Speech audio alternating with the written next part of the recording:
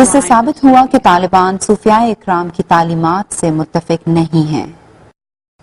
پاکستان میں ان تخریبی کارروائیوں کو روکنے کے لیے ضروری تھا کہ دہشت گردوں کے خلاف انتہائی سخت اقدامات اٹھائے جائیں تاکہ عوام سکون کے سانس لے سکے۔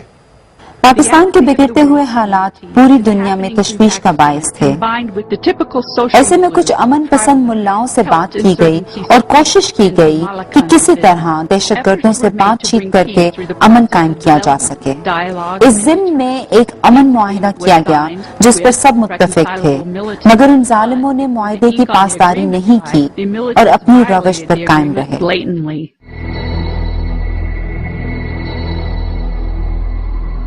پھر حکومت پاکستان نے انتہائی اقدامات کیے اور مئی 2009 میں سوات سے پاک فوج نے دہشت گردوں کے خلاف آپریشن راہ راست کا آغاز کر دیا۔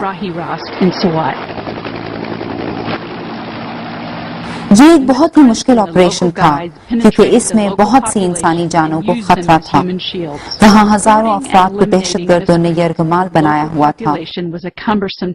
پاک فوج نے بہت مہارت سے ان یرغمال افراد کو بازیاب کرایا۔ اس دوران سوات میں زندگی رک گئی تھی اور لوگ گھروں میں محصور ہو گئے تھے، تعلیمی ادارے جلائے گئے، کاروبار بند ہو گئے اور روزمرہ زندگی مفلوج ہو کر رہ گئی۔ جس جگہ کی خوبصورتی اور دلکشی کو دیکھنے کے لیے سیاح آتے تھے وہاں خوف و ہراس پھیل گیا۔ تقریباً 30 لاکھ افراد نے عارضی طور پر اپنا گھر چھوڑا اور محفوظ علاقوں کا رخ کیا۔ اتنے لوگوں کی ایک جگہ سے دوسری جگہ منتقلی اور پھر واپس اپنے گھروں میں بسانا بھی کوئی آسان بات نہیں تھی۔ اس مسئلے کو بھی پاکستان آرمی کے اسپیشل سپورٹ گروپ نے سر انجام دیا۔ اس طرح ایک مرحلہ مکمل ہوا اور سوات کے لوگوں کو پاک فوج نے امن کی نوید سنائی، مگر ابھی اور بھی بہت سے اقدامات کرنا باقی تھے، ان پر بھی بات کریں گے مگر ایک بریک کے بعد۔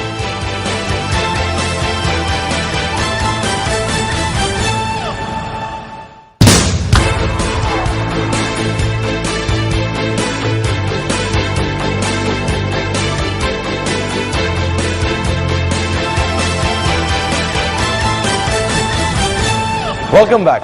کلام پاکستان کے اسپیشل پروگرام میں ہم بات کر رہے ہیں دہشت گردی کی ان کارروائیوں کی جس کی وجہ سے پاکستان کا امن تباہ ہوا، اور اب تک دنیا کو یہ پتہ ہی نہیں ہے کہ ہم نے ان کی خاطر کتنی مشکلات جھیلی ہیں۔ اب دوسرا اہم مرحلہ تھا تحریک طالبان پاکستان کے خلاف آپریشن۔ یہ گروپ ساؤتھ وزیرستان ایجنسی میں سرگرم تھا اور اس وقت کے تمام سانحات کا تانا بانا اسی گروپ سے جا ملتا تھا۔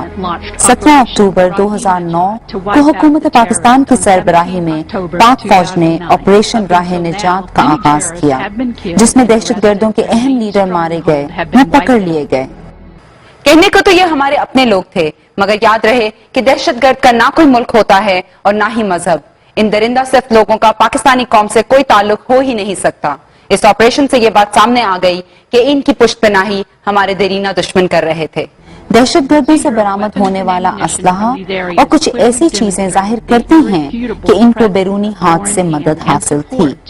اس کامیابی کے حصول میں بہت سے جوانوں نے عظیم قربانی سے بھی دریغ نہیں کیا اور شہید ہوئے۔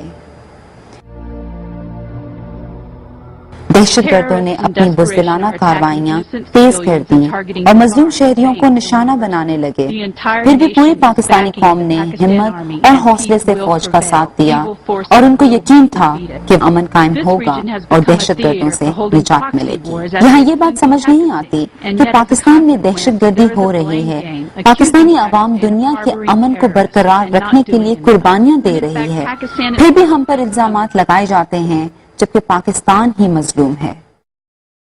سچ کبھی چھپایا نہیں جا سکتا۔ یہ بات اب تسلیم کی جا رہی ہے کہ پاکستان نے واقعی دنیا کی جنگ لڑی ہے۔ اس ضمن میں U S secretary of state Hillary Clinton نے کہا، let's remember here, the people we are fighting today, we funded 20 years ago. And we did it because we were locked in this struggle with the Soviet Union. It was President Reagan in partnership with the Congress, led by Democrats. اب ہمیں ایک ہو کر آخری لڑائی لڑنی ہے ان خطرناک دہشت گردوں کے خلاف جن کا نہ کسی مذہب سے کوئی تعلق ہے نہ ملک سے، جو چاہتے ہیں کہ دنیا میں جہالت بڑھے اور برداشت ختم ہو جائے۔ 1979 میں چارلی ولسن نے US سینٹ سے درخواست کی تھی کہ پاکستان کے قبائلی علاقوں میں سکولز قائم کیے جائیں. ان کی اس درخواست پر عمل نہیں کیا گیا، جس کی وجہ سے قبائلی علاقوں میں تعلیم نہ ہونے کے برابر ہے، جس کی وجہ سے ایک خلا پیدا ہوا اور وہاں مدارس قائم ہوئے جن میں معصوم بچوں کو دینی تعلیم کے نام پر دہشت گردی اور تشدد کی طرف دھکیل دیا گیا. اگر افغانستان میں روسی جارحیت کے بعد توجہ دی جاتی اور پاکستان کے قبائلی علاقوں کی بھی مدد کی جاتی تو بہت سے نقصانات سے بچا جا سکتا تھا. یہ سب اسی کا نتیجہ تھا کہ پولیس اسٹیشنز ہوں یا ہاسپٹلز، سب کو نشانہ بنایا گیا، اسکولوں کو جلایا گیا، عبادت گاہوں پر بھی حملے کیے گئے. اگر یہ کہا جائے تو غلط نہیں ہوگا کہ پاکستانیوں کی زندگیوں کو مفلوج بنا دیا گیا. امن، خوشحالی، مذہبی آزادی، روزمرہ زندگی، معاشی خوشحالی ہو یا زندگی کی اور خوشیاں، سب چھین لی گئیں. ہاں، انہوں نے کچھ دیا بھی ہے، ذہنی اذیت، خوف و ہراس، درد اور آنسو. اب یہاں سوال یہ ہے کہ اتنی قربانیاں دی ہیں کسی ملک میں عالمی امن کو برقرار رکھنے کے لیے.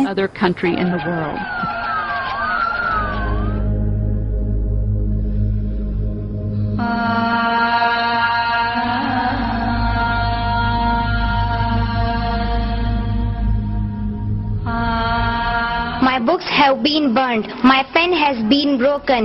My school has been torched. Oh, the protectors of human rights and justice, come on, stand by us. I am an honorable part of this global village. Help us, help yourself, protect us, protect yourself.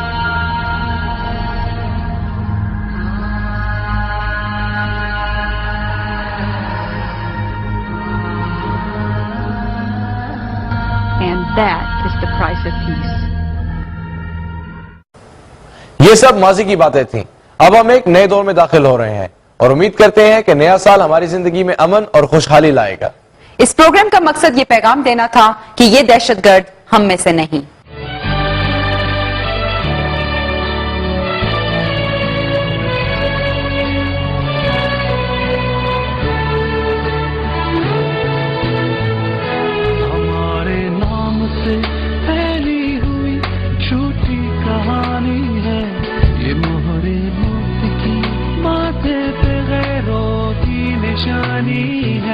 ہمیں جس نام سے تم جانتے ہو وہ ہم نہیں، ہمیں جس آنکھ سے تم دیکھتے ہو وہ ہم نہیں.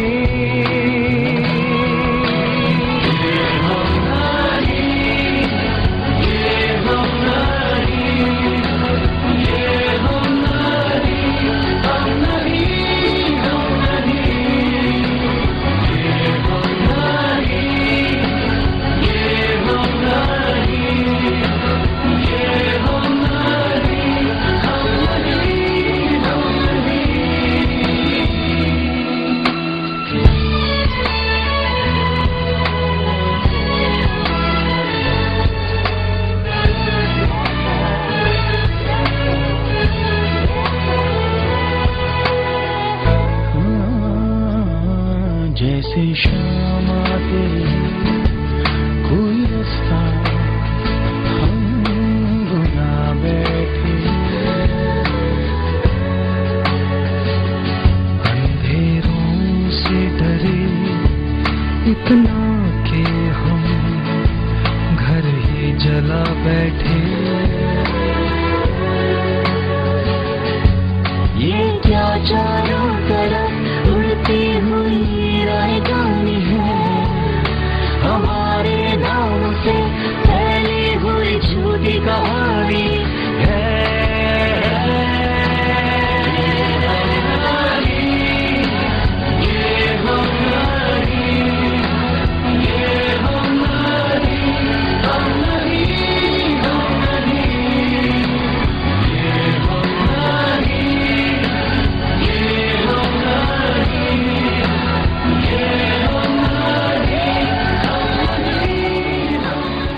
कलाम पाकिस्तान के बारे में अपने कमेंट्स और सजेशंस भेजिए KEP@kalam.tv पर, या कलाम पाकिस्तान के लिए खबरें पोस्ट कीजिए www.kalam.tv पर।